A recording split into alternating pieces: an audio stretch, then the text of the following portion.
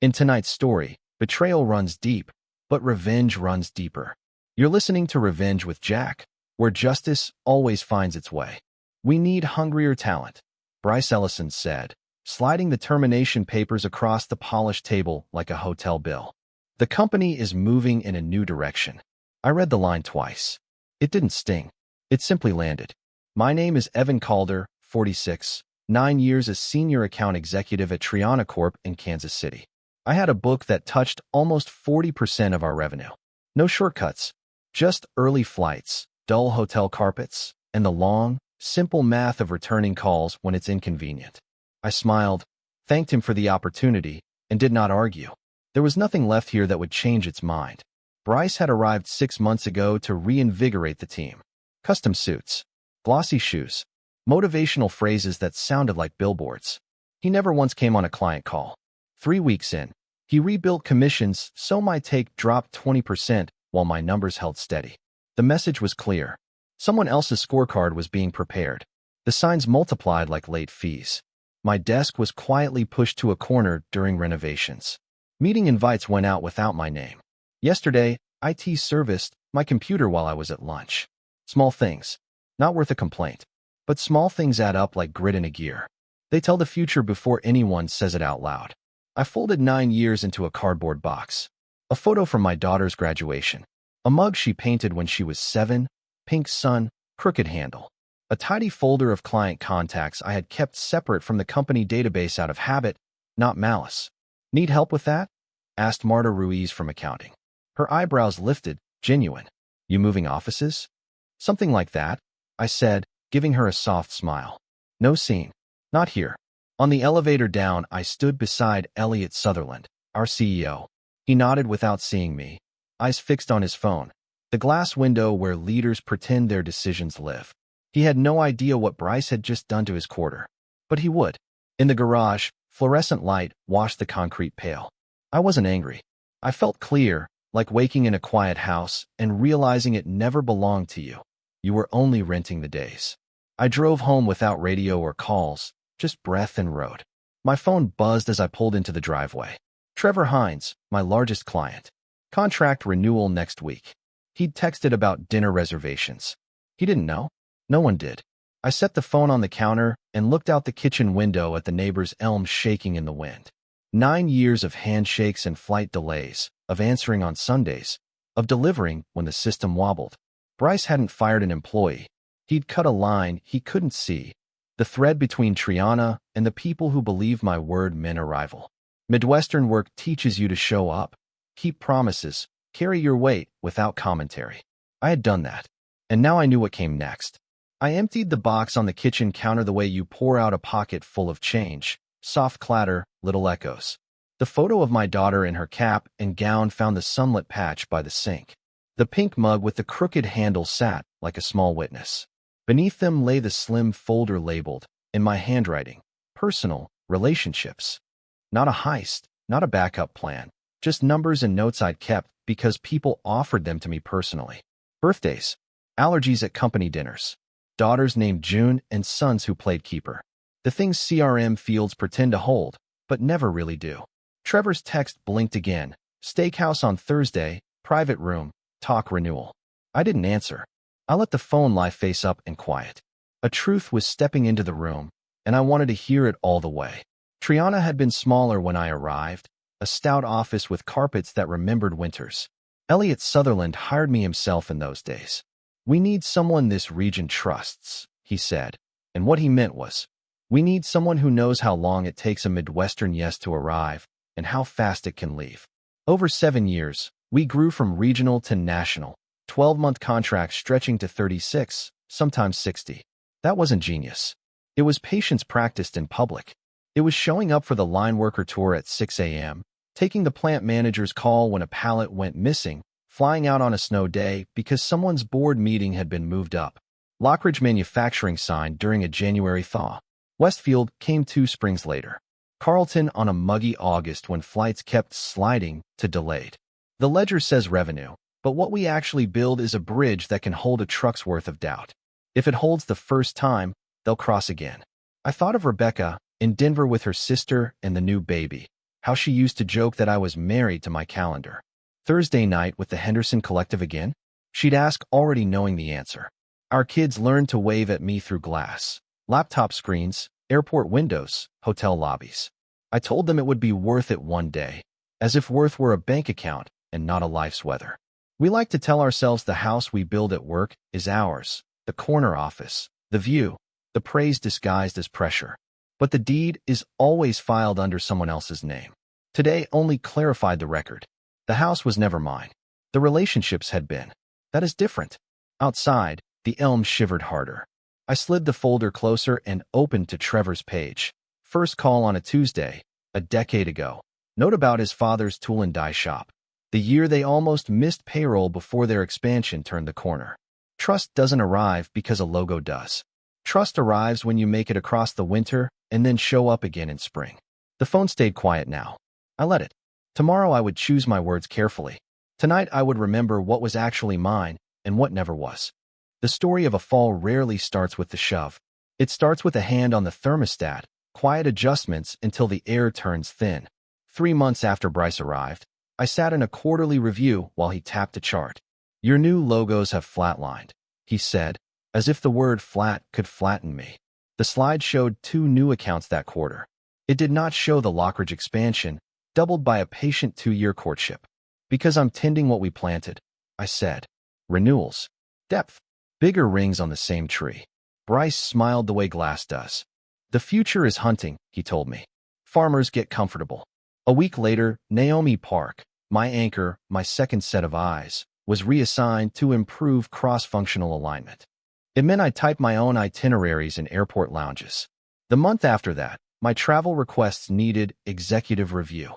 Trips that used to be automatic turned into small essays to justify why showing up still mattered. Expense reports returned with questions about a client's soup at midnight, about a second Uber when the first never came. Individual straws, light as air. 1,000 of them is weight. Then came the buzz about fresh talent. Young MBAs with sharp shoes and decks full of verbs. Disruptors, Bryce called them, like the word itself could strike oil. They shook hands with walls and pitched the word scale the way farmers used to pitch hay. Fast, practiced, rhythmic. I tried not to be unkind. Everybody is young once. Everybody thinks invention is a synonym for attention. On a Tuesday, Bryce assigned Allison Vega to shadow my call with Trevor Hines. No introduction, no context. Show her the ropes, he texted, as if trust were a rope course and not a long, plain road. Allison was bright, quick on the uptick, generous with questions. I liked her immediately and hated what the setup meant. In the conference room, Trevor clocked her in one glance. New teammate, he asked, polite as a linen napkin. Learning our world, I said. The call went fine. Numbers lined up. Deliverables held. Afterward, my phone hummed on the drive home. Trevor, who's the new hire? Are you training your replacement? I typed, paused, deleted, and finally sent, expanding the team. True, but not the truth. Something in me shifted then, small and decisive, like a pilot tapping the rudder. Years in boardrooms teach you to read the air. The way eyes harden when a decision has been made elsewhere. The way meetings get shorter when the story has already been written. I felt the future cresting just offshore. I should have trusted that feeling sooner. But people like me build bridges and then walk them every day. We believe in maintenance. We believe we can fix the loose plank. That night, I laid Naomi's old workflow beside my current one. More friction everywhere. More approvals. More alignment. Less air. A farmer knows when a field is being left to dry out. The ground was telling me. I finally listened. Morning arrived like a clear sheet of paper. No alarm. No airport. Coffee in a quiet kitchen. Steam climbing a little gray ladder. I had decided the night before. 3 calls, no speech. Facts only. Let gravity do what gravity does. I started with Trevor Hines. He picked up on the second ring. Evan, he said, the way people say your name when they expect a solution. I wanted you to hear it from me directly. I said. As of yesterday, I'm no longer with Triana. Silence, the respectful kind. What happened, he asked. New direction. You'll likely hear from Bryce Ellison or someone new on the team. Another beat. Allison, possibly. She doesn't know our shop, he said, not unkind, just naming the furniture in the room. That's all I can tell you. I I said.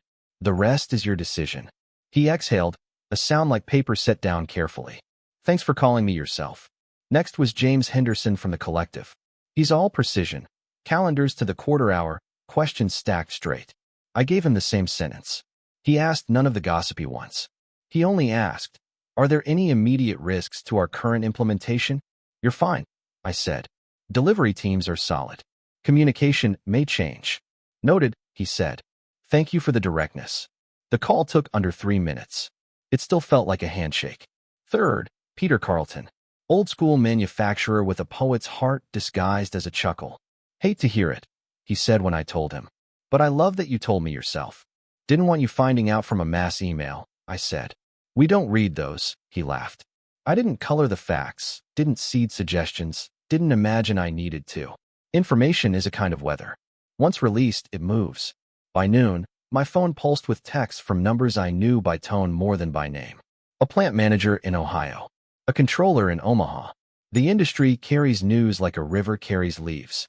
At 2, a voicemail from Elliot Sutherland. Evan, we need to talk about your transition.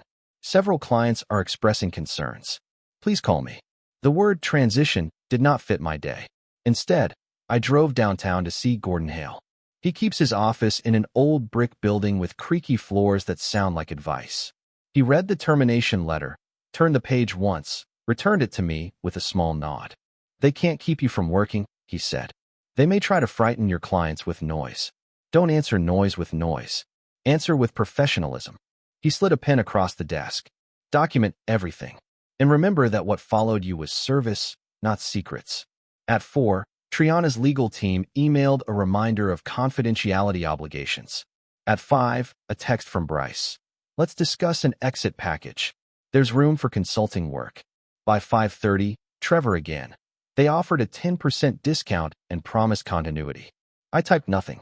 A minute later, I've sent notice. Change in relationship management. The first domino didn't fall. It simply accepted gravity. I closed the laptop and watched the last light drain from the elm, a slow exhale. I had not pushed. I had only told the truth. By evening, the air around my phone felt charged, like summer before a storm. Trevor's notice had loosened something I didn't have to touch. 2 more emails came, Westfield and Carlton, each pared down to a single, formal paragraph.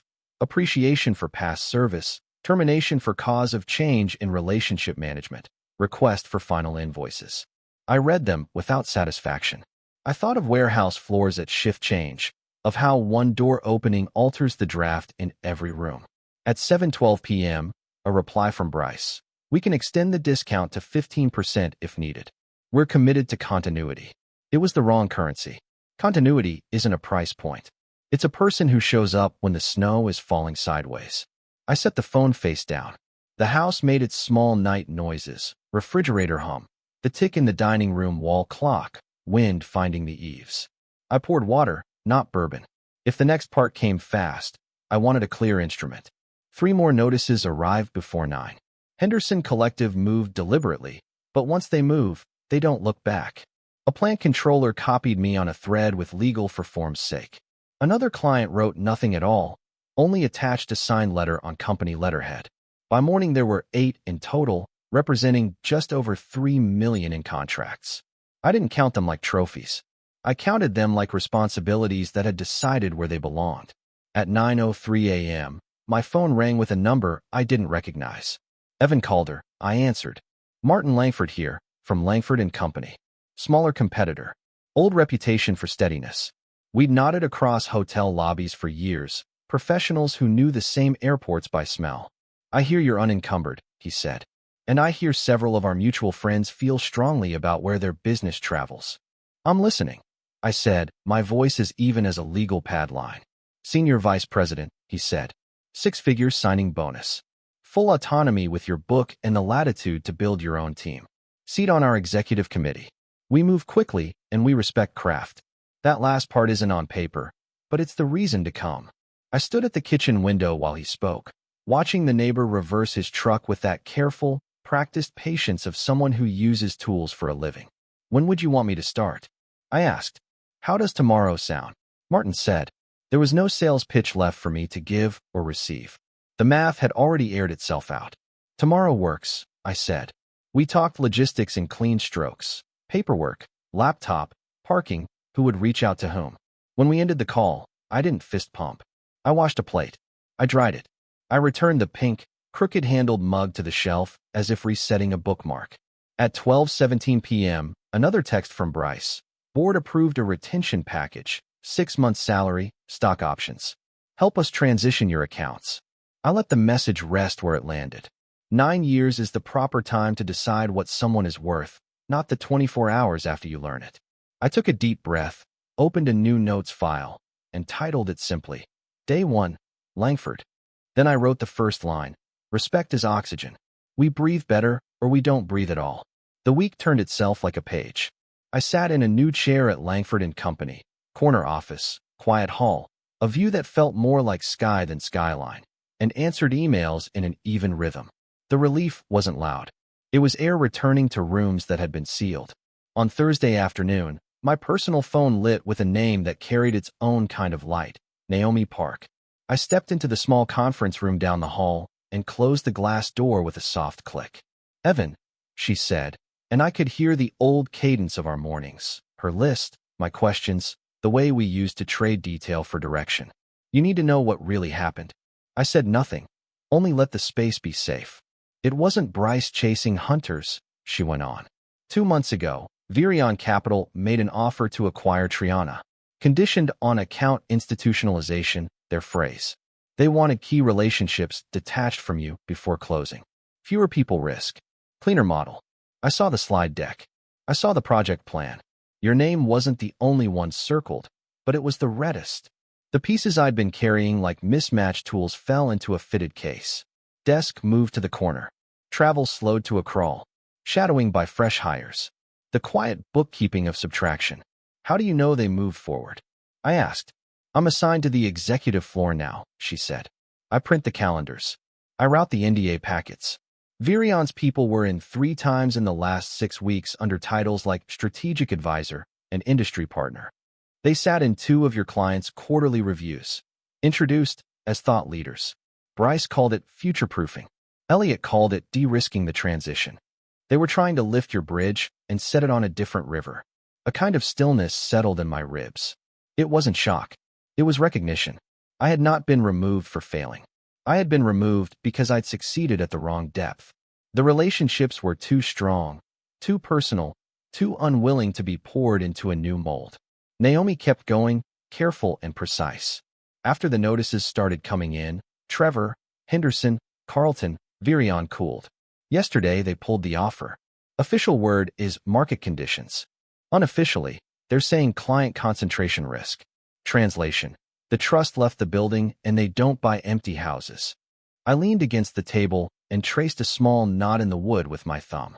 The truth had a simple shape. I was not a liability. I was an obstacle to a sale. What they needed was not better numbers. They needed me gone so the story on the slide would read clean. Are you okay? Naomi asked, and it felt like standing inside a question that contained every late-night deck we'd shipped together. I'm breathing, I said, and I'm grateful you told me. She exhaled, a soft yes. I'll send you nothing you shouldn't have, she added. But if you need a timeline for your own memory, I can help you build one from public meetings and calendars. It helps to see it laid out. After we hung up, I sat alone in the little room and let the city move beyond the glass. Betrayal is an expensive word. This wasn't that exactly. This was arithmetic performed on people as if they were columns, tidy, impersonal, efficient. The cost wasn't hidden. It was just mispriced. I returned to my desk and opened a blank document titled, What Was Actually True? Then I wrote the first line. They didn't end my story. They tried to edit me out of theirs. I spent the next morning gathering receipts that weren't paper. Phone calls, calendar fragments. The ordinary crumbs organizations leave when they move with certainty. I started with Trevor. Quick question, I said. In the last few months, did Triana bring anyone to your reviews who wasn't from delivery? He didn't hesitate. A strategic advisor from Virion. Name was Thomas. Asked about our 5-year plans and which parts of the service were portable. At the time, I thought it was market research. I thanked him and wrote a line in the timeline. Q2. Virion present at Lockridge Quarterly. Henderson confirmed a similar visit. Westfield, too. Two of them used the same phrases: best practices, synergies, continuity through scale. You can tell when a script is traveling. By noon, I had 6 entries on my list. No confidential files, no leaks. Just human memory aligning into a pattern plain enough to photograph. I texted Elliot Sutherland. Finally. No meeting necessary, I wrote. I understand the Virion plan. His reply came 3 minutes later. It was a business decision, Evan. We wanted to protect clients from key person risk. I read the sentence twice. It was tidy, almost gentle. I typed back. Key person risk is usually managed by valuing the person. When you erase them, you discover where the risk actually lives. Then I put my phone face down and let the conversation end. There are doors you shut without slamming. The market handled the rest with its own grammar. I didn't track tickers like weather, but even I saw the headlines stack up. Restructuring, guidance revised, acquisition postponed. Friends sent screenshots I didn't ask for, charts like sledding hills. Inside Triana, the scramble sounded like shoes on tile. Naomi texted, emergency meetings. Bryce is blaming client tampering. Legal is drafting letters. Elliot looks older today. I typed back only. Be kind to yourself. Drink water. Document your work. At Langford, I asked for nothing extra and received everything I needed. 2 analysts to build a public-facing summary of what had actually changed for the clients who moved. Response times, implementation costs, satisfaction scores. No theatrics, just service and numbers. I wanted a clean mirror to hold up if anyone asked why the river bent. We collected 3 months of tickets, emails, and go-lives. The picture sharpened. Faster answers, fewer escalations, less churn. When trust moves, machinery runs quieter. In the evenings, I walked the neighborhood while the elm unbuttoned itself of light. I thought about revenge and how its heat burns quick and then leaves you cold. What I felt wasn't heat. It was alignment. The world had rearranged itself to reflect what had been true all along. Logos don't take calls at midnight. People do. If you invest in the person, you insure the logo. If you don't, the policy expires the moment a cardboard box appears. I printed my little timeline and slid it into the back of a notebook. Not for court. For memory. We forget fast when the next quarter starts. I wanted to remember how a plan designed to tidy risk created the only risk that mattered. The Midwest Financial Services Conference lives in a downtown hotel that smells like fresh carpet and coffee that forgot to rest. I arrived early, carrying only a slim folder and the calm that comes when the story is ready to tell itself. In the lobby, you can hear careers trying to happen. Fast laughter, small brags, the unzipping sound of a laptop sleeve. Near the coffee station, I spotted Elliot Sutherland with 2 board members, their posture a triangle of concern. He saw me, flinched a millimeter, and then smoothed it into neutrality. I nodded, not unkindly, and walked to the ballroom. The panel started with the usual cruise through trends, regulation, digitization, the myth that software replaces attention. When it was my turn, I kept my voice low and even. I spoke about what clients actually buy, which is not dashboards or roadmaps, but relief. The feeling that if something slips, someone will catch it before it breaks. I shared 3 quiet case studies from the last quarter. No names, just outcomes. Service response times cut in half, implementation costs down by 1/3, satisfaction scores climbing from the shrug middle to the place where people recommend you to their friends without being asked. I didn't explain it with magic. I explained it like weather. Put accountability where the storm hits the house and the roof holds. I said what I had learned the hard way. Companies often treat trust as an asset on the balance sheet, transferable by contract. But trust is a living agreement between 2 people who answer each other, and it expires the moment you try to store it in a binder. I talked about the difference between retention and belonging, how discounts smell like perfume sprayed over a leak, how continuity is not a promise but a person you can name. Halfway back, Elliot watched with his hands folded. His eyes were glassy with thought or fatigue. I couldn't tell. I kept my words free of heat. A mirror works best when it stays cool. During Q&A, a young analyst asked the question everyone had carried in their pocket. Isn't your own move, from one firm to another, with clients following, exactly the risk that justifies a company limiting autonomy? The room leaned forward. I took a small breath, the kind you take before turning a key. It's a fair fear, I said. But look closely at the cause. Clients didn't migrate because autonomy was dangerous. They migrated because autonomy had been removed from service. When decisions got farther from their needs, they noticed. What followed me wasn't personality. It was a way of working, showing up, answering fast, fixing things without making them rehearse their pain for the fourth time. If my former firm had valued that method instead of sanding it down for sale, today's conversation would be different. I let the sentence end there, like setting a cup down without a clink. After the panel, hands reached out, old contacts, new possibilities. 3 former clients asked for meetings. I scheduled them with the unhurried pen of someone who is done rushing. In the corridor, Elliot paused near me as if to speak, then chose the safer sentence. Good presentation. I said, thank you, and meant it. Not triumph, not ash, just recognition passing between 2 people who had watched the same field from opposite ends. I stepped into the street light and felt the city breathing. The story had landed where it was supposed to, not on a stage, but in the quiet places where decisions get made. In the days after the conference, the inbox filled like a slow, steady rain. Not a flood, no drama, no exclamation points, just measured notes from people who had listened with their arms crossed and left with a decision. 3 former clients asked for a second conversation. 2 sent draft scopes before I could suggest dates. By Friday, Langford's legal team had 5 letters of intent waiting for signatures, and the hallway outside my office sounded like quiet good news. Shoe steps soft, voices low, printers doing their small, industrious work.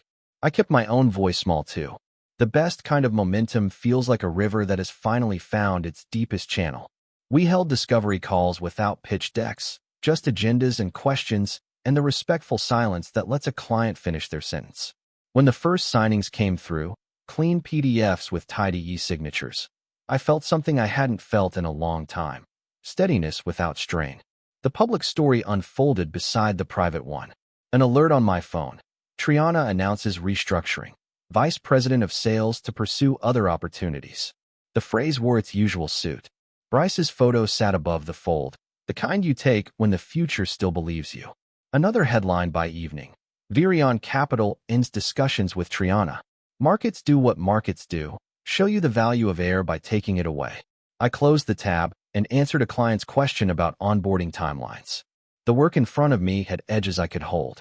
Late that same day, an email arrived from an address I didn't recognize. The signature at the bottom made me sit up a little straighter. Allison Vega. She didn't over-explain. I've been let go along with most of the sales team, she wrote. I learned a lot watching how you ran a room. If Langford is hiring, I'd be grateful for a conversation. I forwarded it to HR with a single line, worth interviewing. Bright. Not her fault. People get used like packing material in other people's shipments. When the box opens, what's left ought to be kindness. Toward dusk, my assistant slid an envelope onto my desk, hand-delivered. Inside, a note card in sharp, careful handwriting. You were right. I put transaction above relationship, and it cost the company what mattered. If you're willing to have coffee, I'd like to apologize in person. Elliot.